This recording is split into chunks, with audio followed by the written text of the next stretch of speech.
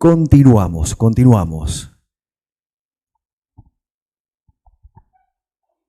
Bueno, para nosotros ya es un lujo tenerlos en el MDA con más de una década de experiencia. Mariano Alonso y Ludmila Kripa forman el dúo perfecto detrás de Alonso y Kripa Estudio.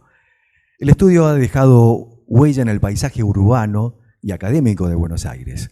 Mariano, graduado de la Universidad de Buenos Aires, con estudios de posgrado en arquitectura de paisaje, y Ludmila, arquitecta por la UBA y profesora titular en varias universidades. Ambos comparten una sólida base académica que los convierte en referentes del diseño y la enseñanza. Ambos se destacan también como docentes en la UBA y la Universidad Nacional de San Martín,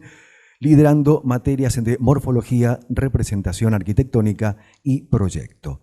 Su estudio ha ganado prestigiosos concursos como el primer premio en el concurso internacional Edificio para la Educación del Futuro en el 2019 y el primer premio en el concurso de viviendas para la Villa Olímpica en el 2014.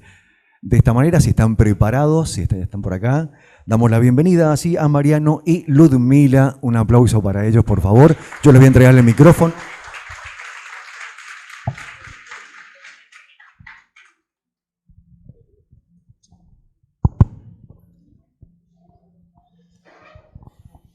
Bueno, muchas gracias por la invitación al colegio.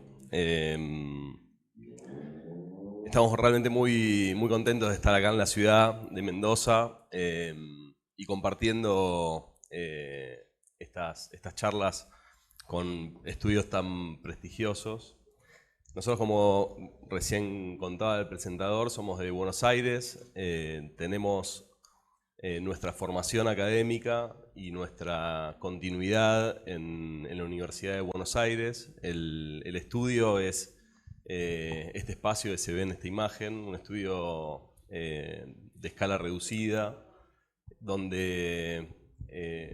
ahí se realiza nuestra práctica profesional, que se divide entre práctica privada, ¿no?, entre clientes, desarrollos y también concursos públicos, que básicamente fue nuestro motor de arranque cuando nos recibimos.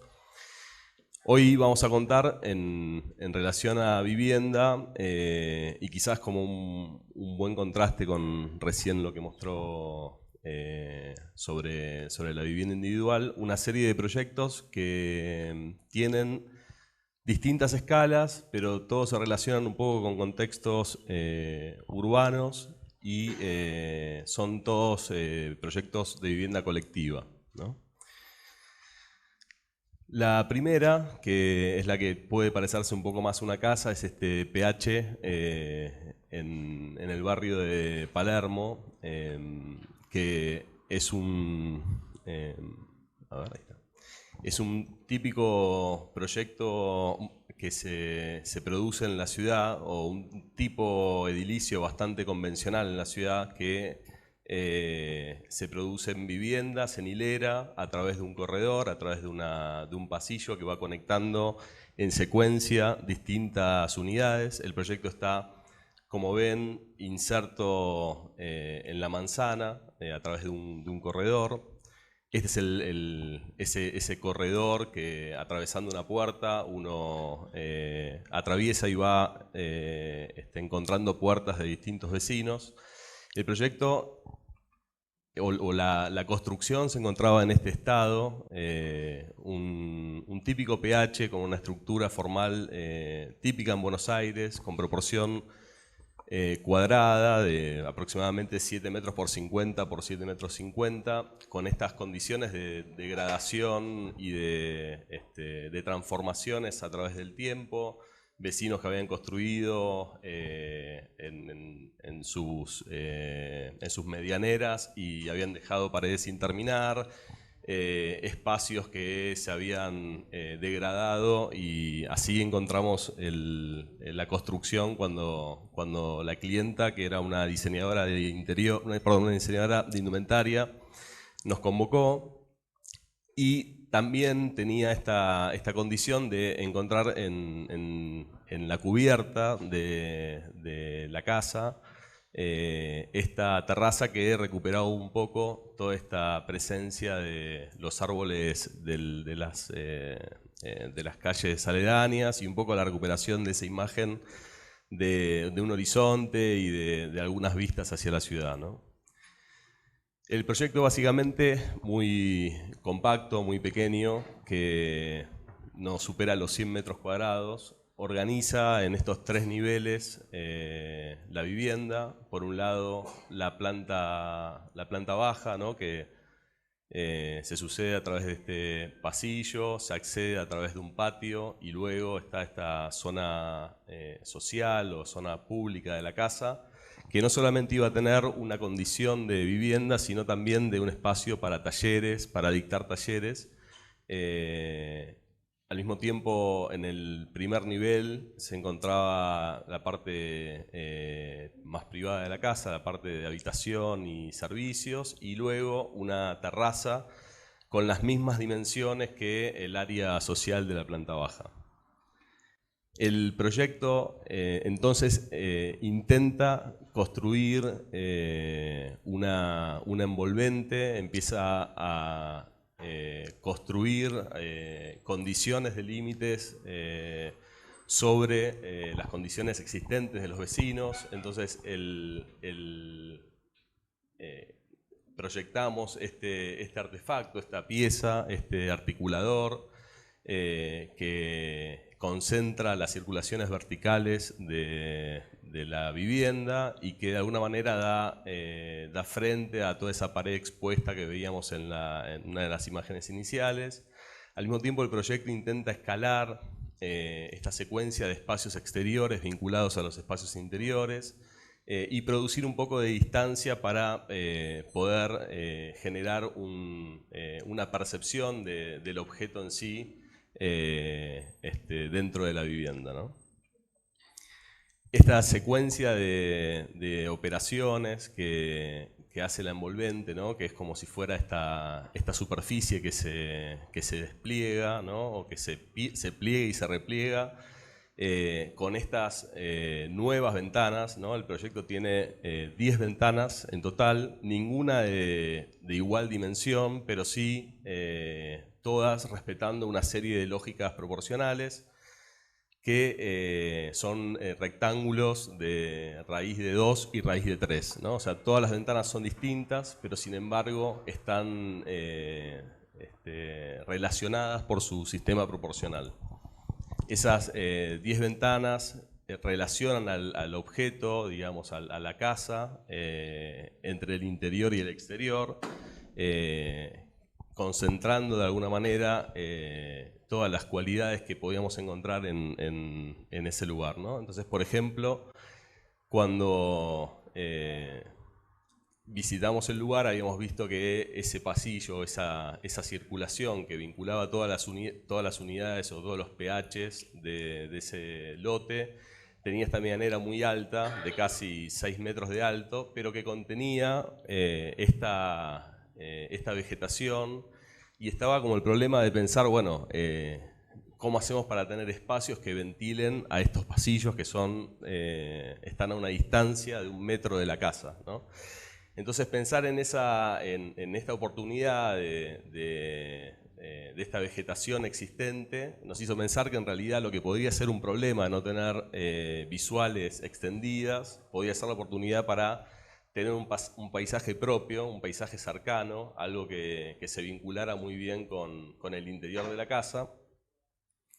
Y este dispositivo, esta circulación vertical, va adoptando diferentes ventanas que van diferenciando vistas, van aprovechando condiciones de profundidad, mayor, menor, y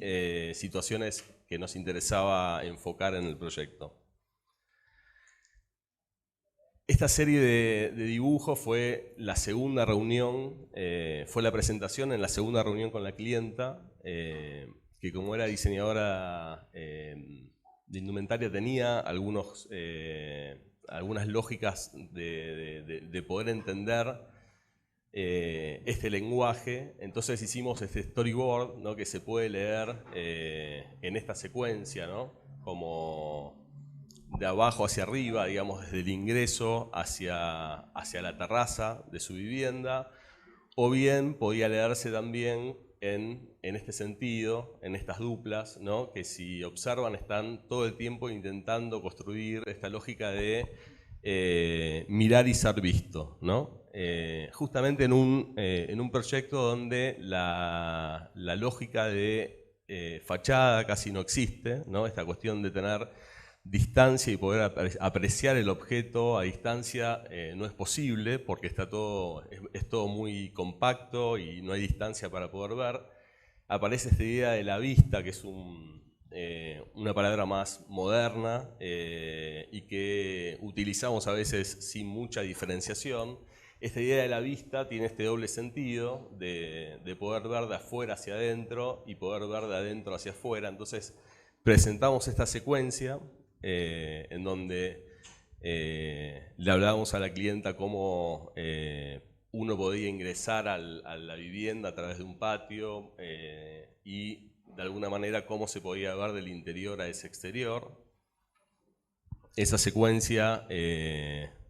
alguna manera soportó con las series de transformaciones que se producen a lo largo del proyecto y de la obra, las cualidades iniciales que se plantearon. Lo mismo en esta secuencia de los espacios en planta baja, ¿no? Donde le presentábamos cómo podía ser ese lugar que próximamente iba a estar ocupado por no solamente espacios para habitar, sino también espacios para trabajar. O esta secuencia de poder mirar desde la terraza privada, o sea, la terraza del dormitorio, poder mirar todo ese paisaje de vegetación y ver al mismo tiempo parte de la casa, o desde la escalera poder mirar hacia el exterior. Eso, digamos que se corroboró luego en el final del proyecto, ¿no? Bueno, el segundo proyecto que traíamos para mostrarles es este conjunto de viviendas, un conjunto de 6 viviendas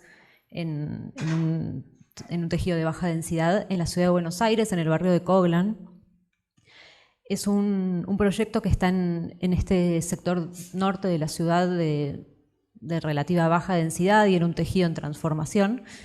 y del que fuimos parte en un proceso como bastante largo y complejo. Es uno de los proyectos que desarrollamos en el estudio desde la gestión de conseguir el terreno, la inversión, el proyecto, el desarrollo, y en el cual también habitamos. Entonces pudimos como tener todas las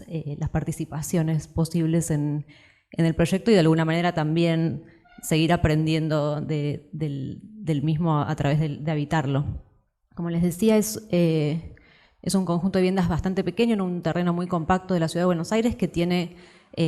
una parcela cercana a la esquina que tiene 8,66 como una medida típica del parcelamiento de la ciudad y muy poca profundidad. Eso nos traía como algunas restricciones que tenían que ver que por la codificación que tenía la parcela podíamos construir muy poca superficie en relación al volumen edificable. Eso nos permitía de alguna manera administrar una serie de vacíos dentro de ese volumen que nos permitía que ese terreno tan compacto pudiera crecer en volumen y perforarse para tener más iluminación y ventilación en el interior. El edificio se presenta hacia el exterior como este artefacto bastante abstracto y que por momentos se pone mucho en muy en contraste con el tejido que tiene alrededor, que tiende a tener como casas, chalets de las décadas de los 70s, 80s, 90s de Buenos Aires, con mucha presencia de ladrillo a la vista, de tejas coloniales, etc. Y nos interesaba como poder generar alguna relación con ese contexto donde hubiera, por un lado, como algún contraste tecnológico y de la construcción de la envolvente, pero por otro lado traer algunas de esas cualidades materiales que podíamos ver repetitivamente a medida que nos acercábamos al edificio. En ese sentido, el edificio lo que propone desde su organización volumétrica es tratar de producir una continuidad muy directa entre estar en la calle estar en los espacios públicos y semicubiertos del edificio, hasta acceder a las circulaciones que nos permiten llegar a una serie de 6 viviendas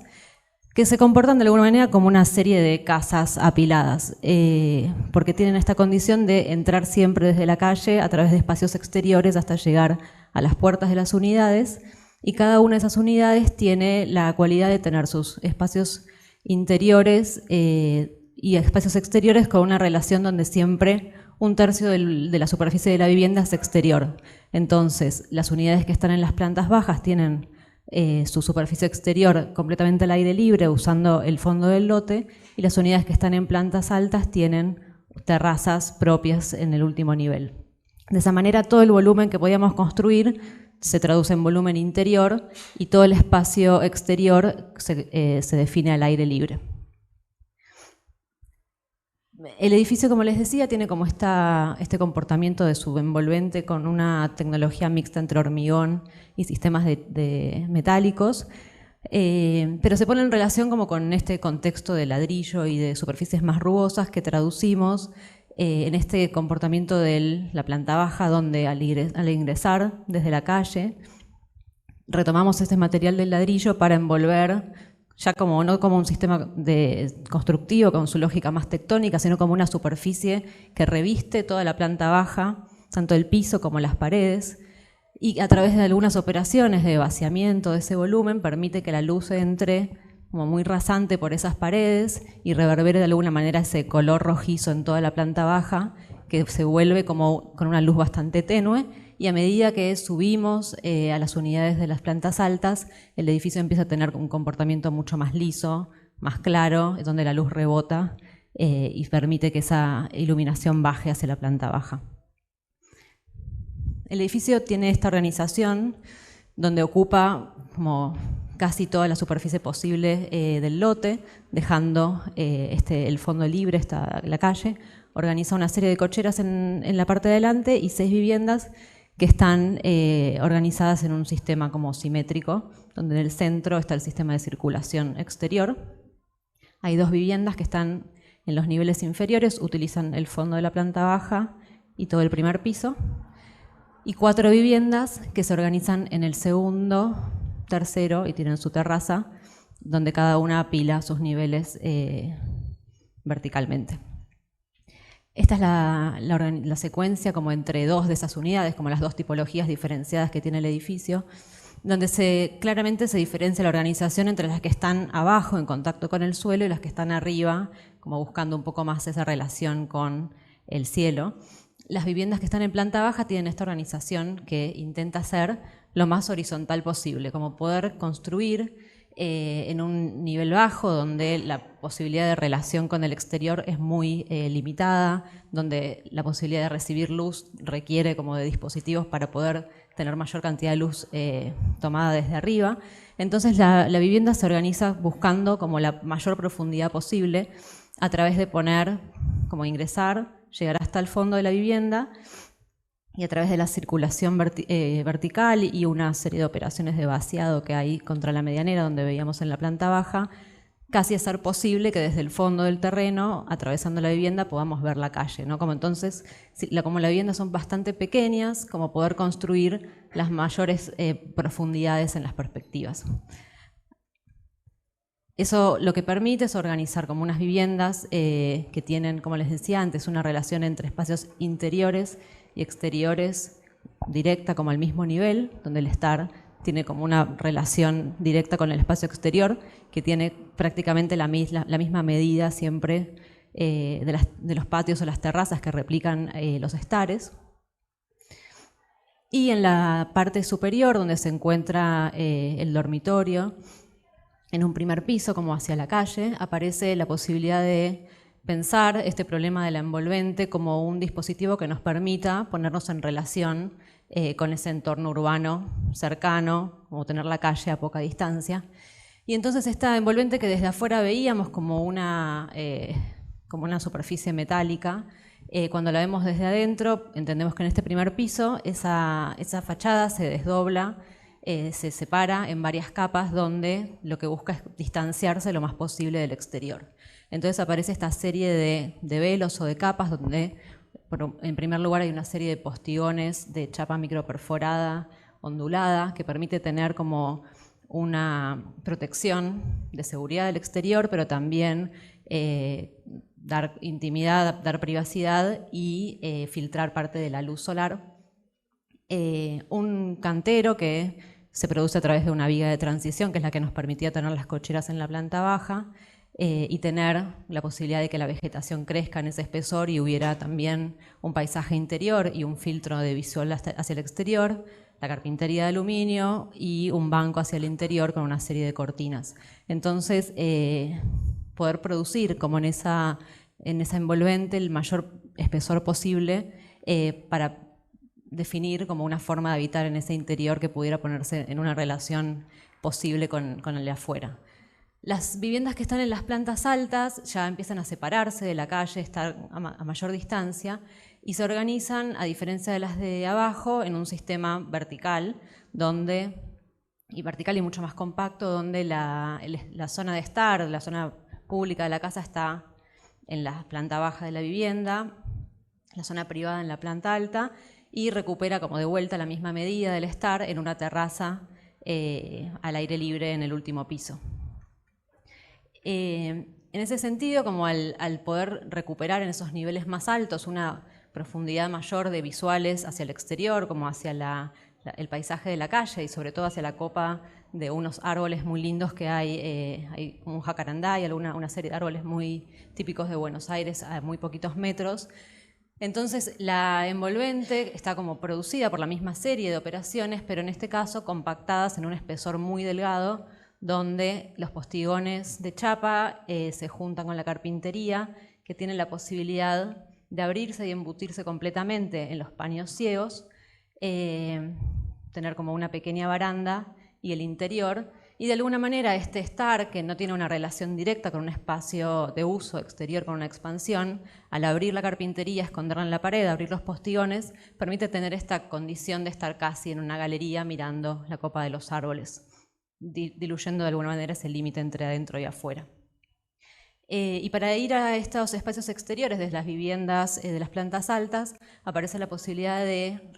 tomar esta escalera que es exterior y privada de cada vivienda, pero que es el momento en el cual las viviendas se ponen en relación y vuelven a recuperar esa idea de comunidad, de ver a los vecinos, para de vuelta ingresar en un espacio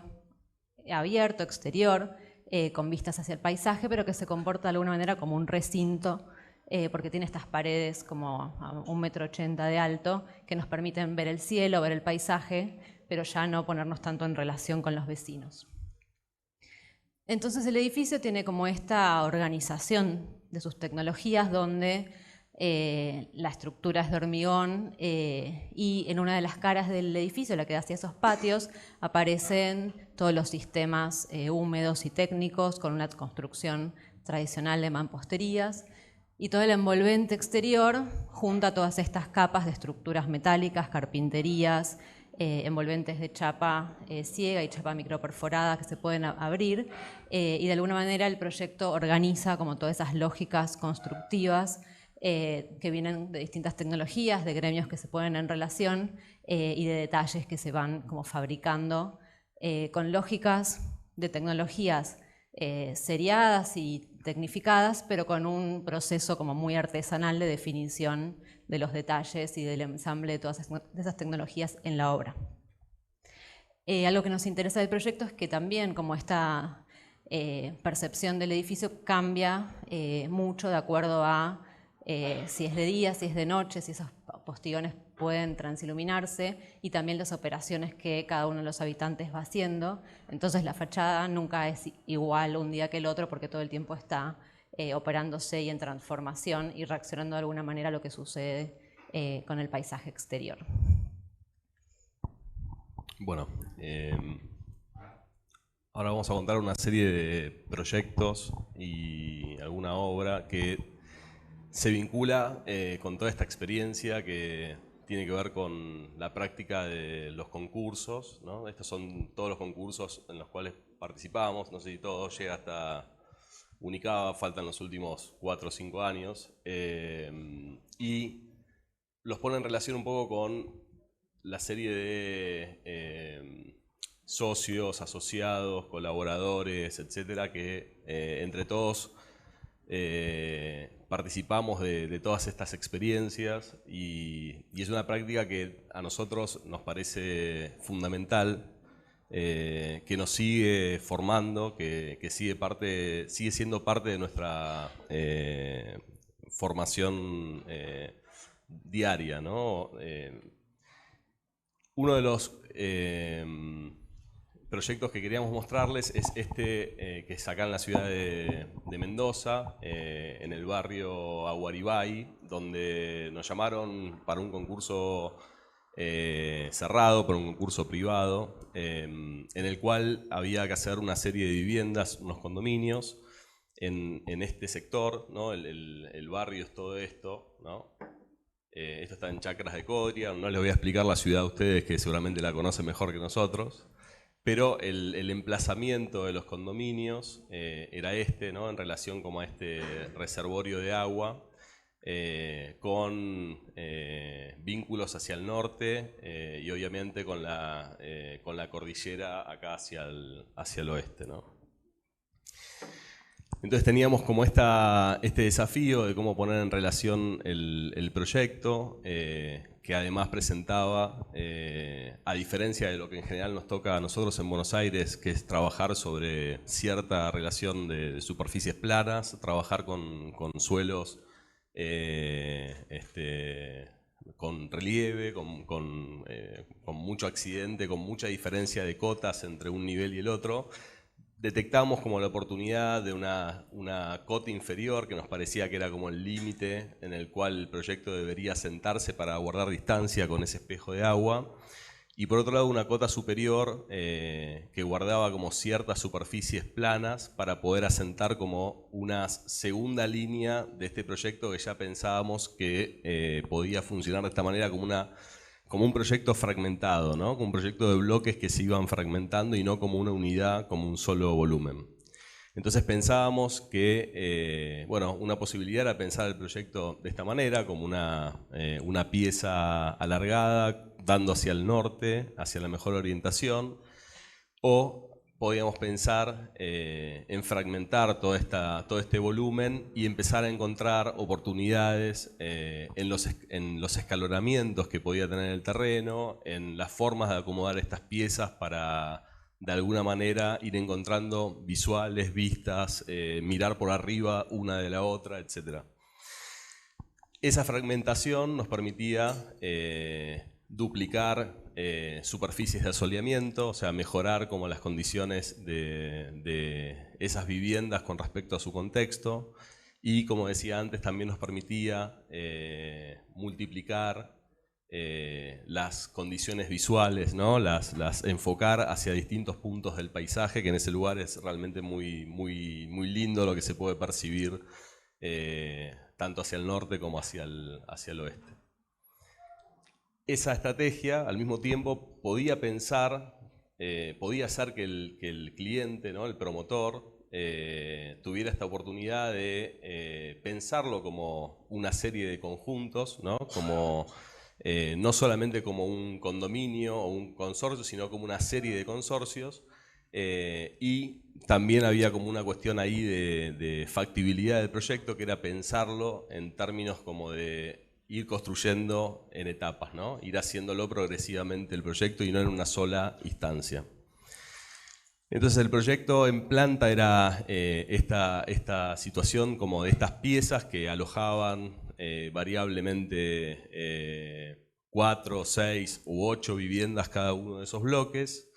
Esos condominios estaban construidos por estos 6 bloques diferenciados, que estos 6 bloques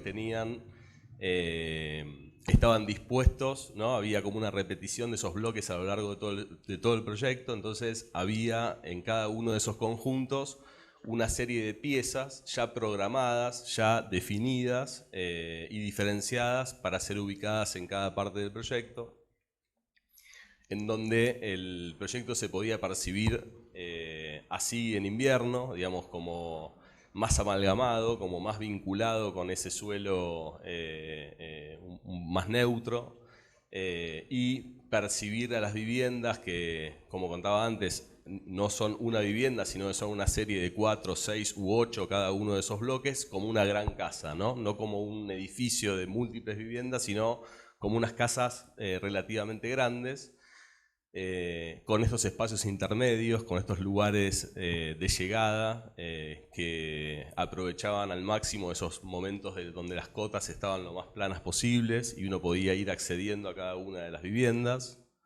Y esas viviendas y esos bloques al mismo tiempo estaba construida por esta paleta, por esta serie de piezas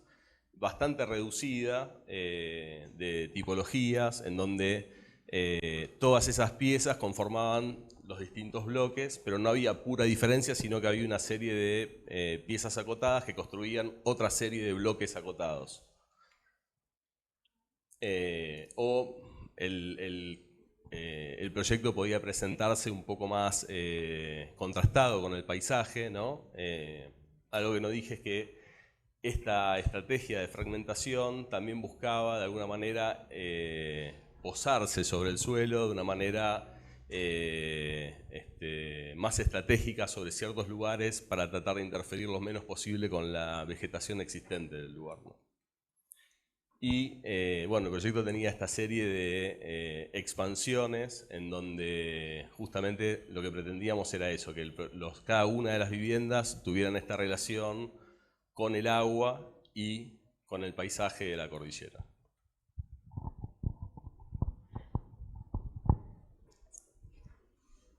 Ahora le vamos a contar una serie de concursos, los tres concursos, desarrollados en la ciudad de Buenos Aires y que tienen la característica de ser concursos de vivienda de carácter social, concursos promocionados por el Estado para producir vivienda de gestión pública,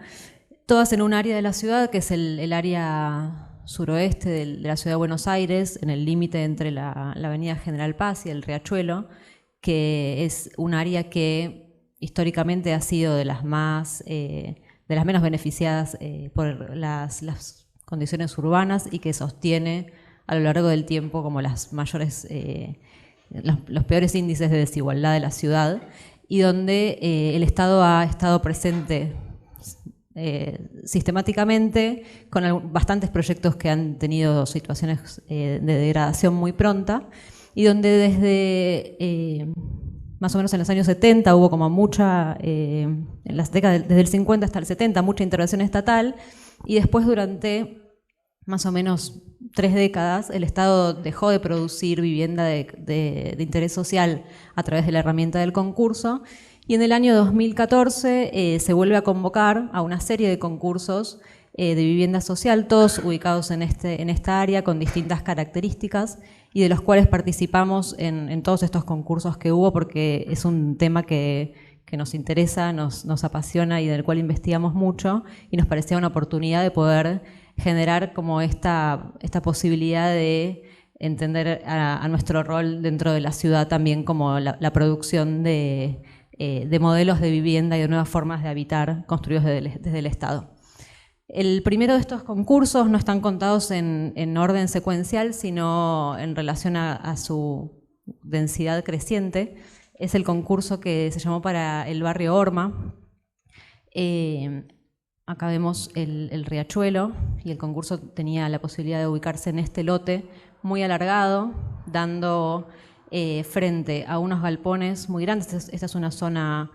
de barracas, una zona bastante industrial de la ciudad de Buenos Aires, y todo el borde del Riachuelo, además de tejidos industriales y algunos conjuntos de vivienda producidos por el Estado, concentra como la mayor cantidad de asentamientos populares y villas de emergencia de la ciudad, llegando hasta los bordes literalmente del Riachuelo. Entonces, en este nuevo proyecto se iban a relocalizar a una serie de familias que vivían en situaciones como de muy mala calidad ambiental en el borde del Riachuelo de la Villa 2124. Pero el terreno tenía como esta característica de ser una franja, de una parcela de una proporción muy alargada, dando frente, como les decía, a un galpón donde había como un frente ciego y continuo de 200 metros de largo y tener como una profundidad muy estrecha. Y algunas de las cualidades que proponía el concurso era la necesidad de pensar una serie de 200 viviendas particionadas en pequeños consorcios. Como algunas de las cosas que el Estado había aprendido a partir de producir masivamente vivienda social a lo largo de décadas, era que una de las condiciones más rápidas de degradación tenía que ver con producir conjuntos de escalas muy grandes y muy continuos, donde no se producía como la concepción de una comunidad pequeña y donde no se podía llegar a tener una conciencia de cuidar un espacio controlable entre un grupo de vecinos. Entonces, una de las condicionantes del proyecto tenía que ver con fragmentar y de alguna manera particionar como esa cantidad bastante extensa de viviendas en pequeños consorcios. Esas dos condicionantes, como la de tener un terreno muy largo y un frente muy continuo y la necesidad de particionar, nos llevó a esta estrategia donde desarrollamos una serie de pequeños bloques, como si fueran pequeños consorcios que se iban organizando longitudinalmente a lo largo de esta parcela en dos direcciones para poder producir como un frente hacia el espacio público que pudiera por momentos dilatarse para poder dar un frente de alguna manera contrastado con esa longitudinalidad que teníamos del galpón que estaba enfrente y poder producir pequeños espacios de carácter urbano, como pequeñas plazas de acceso al conjunto, y que replicaba esa lógica hacia el interior de la manzana, produciendo ahora una serie de patios que podían usar una cantidad limitada de estos bloques. Entonces, el conjunto empezaba a producir como una secuencia entre lo que era general, lo que era de una comunidad y el consorcio, que eran los vecinos que vivían en el mismo bloque. Cada uno de esos bloques, además, juntaba una serie de tipologías de vivienda que intentábamos que fuera como lo más heterogénea posible para que se diera en cada una de esas pequeños bloques una comunidad de familias de distintas características. Entonces había siempre reunidas viviendas más pequeñas y más grandes que daban la posibilidad de ser flexibles a distintas conformaciones familiares. Y se organizaban todas como en esta secuencia donde todos los espacios de usos diurnos y nocturnos, pero todos los espacios servidos estaban como hacia el perímetro de los edificios, todos los espacios de servicio estaban hacia el centro y las circulaciones estaban en unos pequeños patios interiores que tenían circulaciones con posibilidad de ventilar e iluminar desde arriba. La disposición de esta serie de bloques estaba organizada también para poder permitirle eventualmente a la municipalidad tener una distribución como de la tierra en distintas versiones. Entonces esto podía eventualmente como parcelarse donde cada bloque era propietario de su suelo o podía organizarse como en más o menos cantidad de consorcios que iban a regular y organizar ese espacio público. El edificio entonces tenía como esta característica de percibirse como a distancia, como con cierta continuidad, donde la relación entre los bloques que estaban orientados en un sentido y en otro podían amalgamarse, pero todo el tiempo como dilatando y afinando ese espacio público para poder organizar como esta textura y esta rugosidad hacia la calle. El edificio estaba propuesto para poder construirse con un sistema como muy sencillo de vigas metálicas y envolventes de bloques de hormigón que podían como eventualmente disponerse como en un sentido horizontal para armar envolventes ciegas o cruzado para armar como algunas envolventes cribadas que permitieran tener cierta privacidad en los patios que daban hacia la calle. Y esta era un poco la cualidad de esa esquina, que era como el momento un poco más urbano del edificio, que se ponía en relación con esta fachada tan continua que teníamos enfrente, construyendo de alguna manera esa referencia en el barrio de intentar producir como alguna cualidad urbana en un lugar donde eso parecía no existir. Bueno, y otro proyecto bastante al mismo tiempo que el de Orma fue el concurso para la Villa 20, que era una serie de 4 concursos que se iban a producir en etapas. Nosotros participamos del segundo concurso, en donde había que producir 250 viviendas en unos lotes de más o menos 200 metros por 40 de ancho. Bueno, sí. Esta serie de concursos ubicaban estas viviendas de relocalización también de la Villa 20 en esta franja que se ve acá amarilla, que eran relocalización de este barrio hacia estas nuevas viviendas que se iban a producir a través de los concursos. Nosotros propusimos este proyecto, que era el segundo relacionado a la primera etapa del concurso, que ya estaba fallada, ya estaban los ganadores y ya estaba resuelto el proyecto. El proyecto básicamente intentaba producir como esta definición y esta localización específica de cada uno de estos bloques o de estas micromanzanas, por llamarlo de alguna manera, pero se exigía tal densidad en el proyecto, había tal necesidad de alojar esa cantidad de viviendas que no solamente estaba la diferenciación, sino que necesitábamos incluir como un basamento que reúna y que vinculara a todas estas piezas en un bloque que desde abajo se podía percibir también como un bloque único. Y que podía entenderse ahora como una serie de operaciones de vaciado, ¿no?, de intersticios que había entre cada una de esas piezas, y esos intersticios, esos vacíos, tenían que ver también con cómo se percibían esos centros donde se producían las circulaciones, o esas piezas o esas operaciones en la envolvente para producir iluminación y ventilación en el interior de las unidades. El proyecto entonces producía como esta serie de lógica de primeros pisos más vinculados como en un basamento, y se desprendían luego los últimos 2 niveles en esta serie de piezas que se podían leer como un poco más independientes. En este frente, que era un frente muy largo y que nos interesaba justamente que haya un alto grado de variación para que no se diera una fachada muy continua, ¿no?, en ese frente tan extenso. El proyecto entonces hace una organización en cuanto a su circulación, ¿no?, sus circulaciones o sus espacios comunes, donde se expande en la planta baja y se va reduciendo a medida que llegamos a la parte más alta del proyecto. O sea, se expande en la parte inferior y se reduce las circulaciones en la parte superior. Al mismo tiempo, las unidades se vinculan como en una circulación con doble crujía, o una crujía hacia el perímetro exterior, hacia la calle, y una crujía que daba hacia el interior, hacia los patios, concentrando todos los servicios, que es esto que se ve en gris más oscuro, hacia la circulación interna. Lo mismo cuando cambia de cualidad en los últimos niveles, concentra los servicios siempre hacia la circulación. Y esta es la lógica de organización de la variedad tipológica, que había unidades de 1 dormitorio, 2 dormitorios y 3 dormitorios, en donde empiezan a aparecer alternados en cada uno de sus niveles. Las unidades tenían como esta serie esta paleta o estas piezas, ¿no?, bastante discreta para las 250 unidades. El grado de variación eran estas 7 tipologías, en donde había un par para una sola habitación, siendo plana o siendo en dúplex. Lo mismo pasaba con las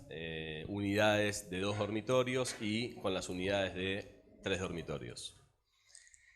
El proyecto entonces concentraba mucho de su interés en cómo producir esta serie de operaciones, que eran operaciones no solamente para iluminar y ventilar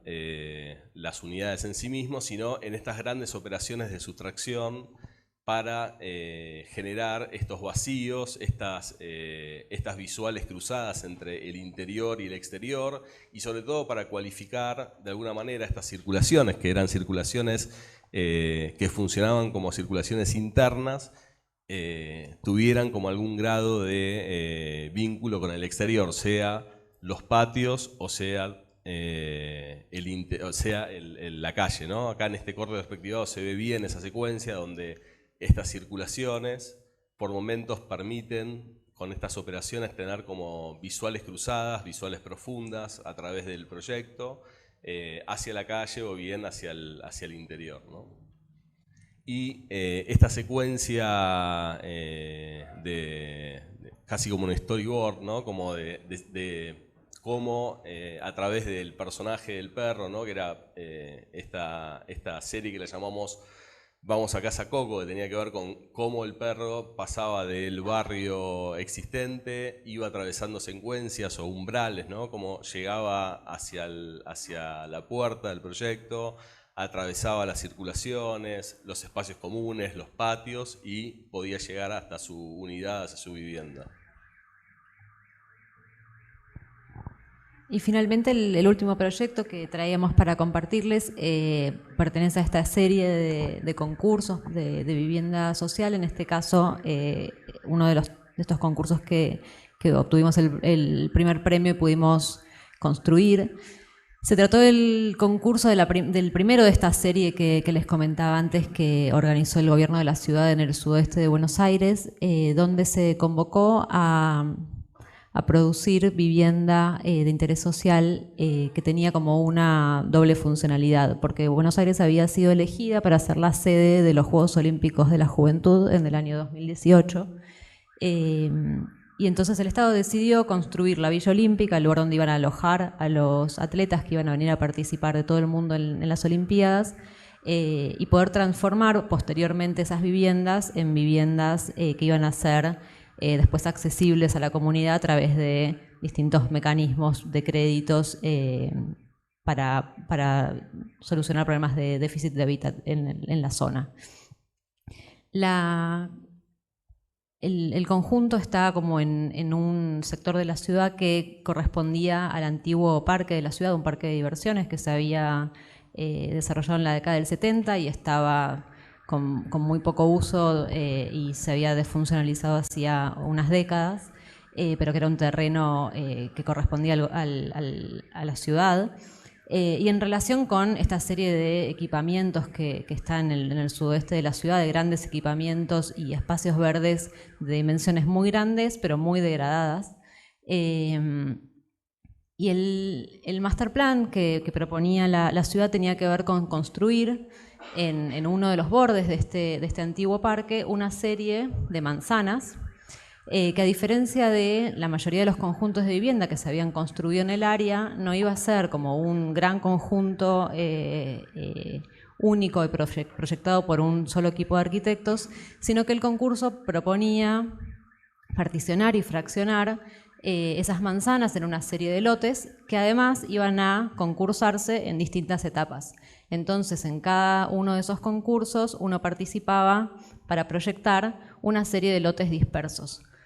Y a lo largo de la serie de 5 concursos se iban a consolidar partes de estas manzanas y algunos terrenos quedaban disponibles para luego ser consolidados desde la inversión privada. Las manzanas además tenían como esta cualidad de tener una normativa que implicaba como respetar un código morfológico, es decir, que había un gálibo a ser completado donde se requería como respetar la línea de frente y consolidar estas manzanas que tenían como algunas cualidades similares a las de Buenos Aires en sus dimensiones, pero tenían algunas novedades. Por un lado tenía como unas esquinas con estas ochavas bastante grandes, y por otro lado estos centros de manzana, que a diferencia de lo que sucede en la ciudad de Buenos Aires, iban a ser centros de manzana de uso compartido entre todos los habitantes. Nosotros participamos de los primeros 3 de esta serie de concursos, y una de las cualidades que tenía el concurso era que uno requería completar como ese volumen con una serie muy densa de viviendas, pero había un 20% de la superficie a construir que podía ser libre. Y en ese sentido nos interesó pensar cómo ese 20% de espacio libre podía ser ocupado, y fue como un poco el tema que fue variando a lo largo de la serie de concursos. En el primer concurso, como propusimos una serie de equipamientos comunitarios que iban a estar en la planta baja en relación a estas manzanas, a estas plazas centrales. En el segundo concurso propusimos una serie de terrazas que iban a estar en relación a las esquinas, donde se fragmentaban las esquinas para poder armar espacios colectivos en esos lugares con vistas hacia el exterior. Y finalmente en el tercer concurso pensamos que requeríamos como pensar esos espacios comunitarios propios de los edificios, pero ahora en los puntos más altos del edificio, pensando que el lugar como de mejores condiciones de vistas podía ser el lugar que compartieran todos los habitantes de ese conjunto. En ese sentido, como tomamos de alguna manera dos imágenes que nos servían, dos imágenes bastante arquetípicas de la ciudad, para darle forma a esos usos comunitarios que íbamos a plantear en el edificio, por un lado tenía que ver con pensar que las manzanas se partían en dos clases de lotes que estaban en la esquina y lotes que estaban en el tramo. Entonces en las esquinas pensábamos de alguna manera que ese remate de las esquinas se podía comportar como las cúpulas de la ciudad de Buenos Aires, como estos lugares altos que permiten como ver hacia el horizonte y ser percibidos desde lejos.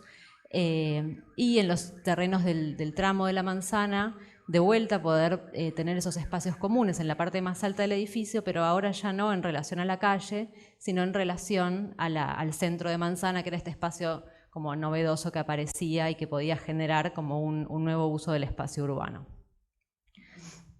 Esto es un poco como la imagen que proponíamos para los edificios de las esquinas. Y finalmente, después del concurso y una serie de ajustes que se hizo sobre el proyecto, el Estado licitó, construyó casi todos estos edificios y es un poco cómo se perciben. Los edificios de esquina tienen como esta organización de tomar como los dos lados y armar un patio hacia el centro que tiene la posibilidad de conectarse de una forma estrecha con el centro de manzana, organizando el núcleo contra una de las medianeras y armando como una serie de pasarelas para conectar con los interiores.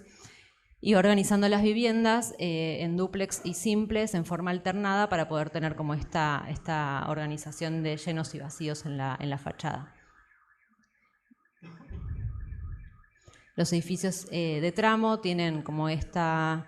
intención de poder ver desde la calle, atravesando la planta baja del edificio hacia el interior de ese centro de la manzana y disponer viviendas en una crujía hacia el frente y otra hacia el fondo, aprovechando como la mayor profundidad de los terrenos. Y esto es un poco la percepción de esos espacios, como mirando hacia el interior de la manzana y hacia los espacios comunes del resto de los edificios. Toda esta serie de 7 edificios estaba, de nuevo, como articulado por una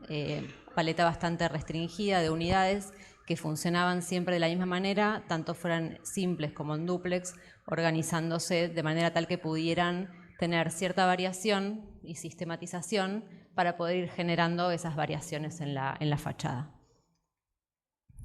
Bueno, y finalmente, como les decía, después de 4 años más o menos entre el concurso y la